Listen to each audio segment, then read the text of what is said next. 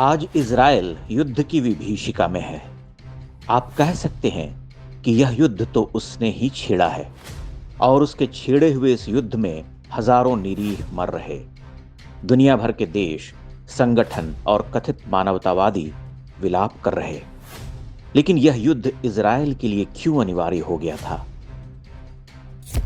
Israel के आधुनिक इतिहास में सबसे बर्बर और भयावह आतंकी हमला हुआ। सैकड़ों बेबस और निहत्थे लोग मारे गए। स्त्रियों, छोटे बच्चों के साथ पाशविकता हुई। ऐसी भयावह यंत्रणा और ऐसे अत्याचार कि आत्मा कांप उठी। इज़राइल ने प्रतिकार किया। आत्मरक्षा का अधिकार इस संसार में हमारा पवित्र अधिकार है। अगर कोई हम पर हमला करता है, बार बार हमें बींधता है, तो हम उसे दंडित करने के लिए अधिकृत हैं। इज़राइल ने युद्ध छेड़ा। सेनाएं जब युद्ध भूमि पर उतर जाती हैं, तब मानव जीवन का कोई अर्थ नहीं रह जाता। आधुनिक विध्वंसक शस्त्रास्त्रों के प्रयोग से धरती थर्रा उठती है। अट्टालिकाएं क्षण भर में माटी हो जाती हैं, तो मनुष्य की क्या सत्ता है? हाड़ मांस का शरीर भला कब तक इस वार को झेल सकता है? लेकिन यही उसकी नियति है। आज जो लोग इज़राइल पर क्रूरता के आरोप लगा रहे, वे फिलिस्तीन के बर्बर वहशियों पर चुप रहते हैं। दशकों से उनके आतंकी हमलों और घात लगाकर वार करने को सही ठहराते हैं। This is a battle of civilization against barbarians. The barbarians will do something that civilized countries will never do. Well, I'm telling you right now that the future of our civilization is at stake. We have to win this war. We'll do it by minimizing civilian casualties, and may we succeed.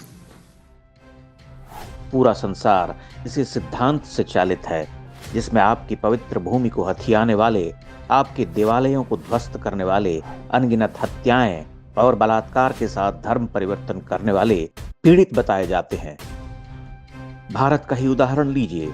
Ram जन्मभूमि पर प्रभु का मंदिर तुड़वाने वाले बाबर के नाम पर बनी मस्जिद के लिए दशकों से छाती पीटी जा रही। यही कश्मीर से केरल तक हो रहा। जो आक्रांता हैं वही देवता बनाए जा रहे और हमें ही दानव सिद्ध किया जा रहा। आज इज़राइल की स्थिति देखिए। यह युद्ध उसे तोड़ रहा, पर वह स्वयं को उस महासमर में झोंक चुका है। इज़राइल एक छोटा सा देश है।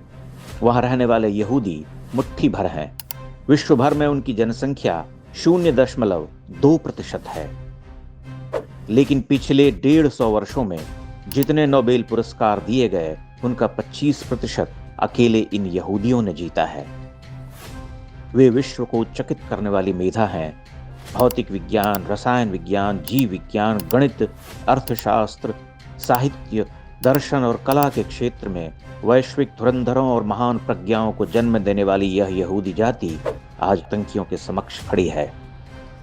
एक ऐसी सभ्यता के सामने खड़ी है जिसने पिछले 1400 वर्षों में केवल उत्पात, लूट, ध्वंस और रक्तपात किए हैं। इस संसार को खूंरेजी के सिवा उन्होंने कुछ नहीं दिया है। लेकिन वे ही पीड़ित बनाए जा रहे और इज़राइल को पीड़क बनाया जा रहा। महाभारत में भी दुर्योधन और कर्ण के साथ संवेदना रहती आई है। आज भी कवि उनके लिए आंसू बहाते हैं, उन्हें वीर और नायक सिद्ध करते हैं। लेकिन सत्य क्या है? सत्य तो यही है कि उन्होंने अन्याय की वीणा का तार वहां तक खींच लिया जहां से उसके टूट जाने का संकट खड़ा था। सब कुछ छिन जाने की अवस्था। जब सूच्यग्रम नैव दास्यामि की स्थिति आई, तो महाभारत का रण हुआ और भीष्म, द्रोण समेत कर्ण तक मारे गए। विडंबना यह कि वर्तमान वैश्विक सभ्यता में इन आतंकियों की तुलना महाभारत के इन कुपात्रों से भी संभव नहीं है, क्योंकि ये मनुष्य कहे जाने की पात्रता भी नहीं रखते। ये संपूर्ण विश्व के लिए सबसे बड़े संकट हैं। आश्चर्य यह कि दुनिया इनके लिए आंसू बहा रही और संसार को महान, मेधावान, रचनात्मक, सर्जक, विज्ञानी, गणितज्ञ देने वाली जाति को शत्रु सिद्ध कर रही।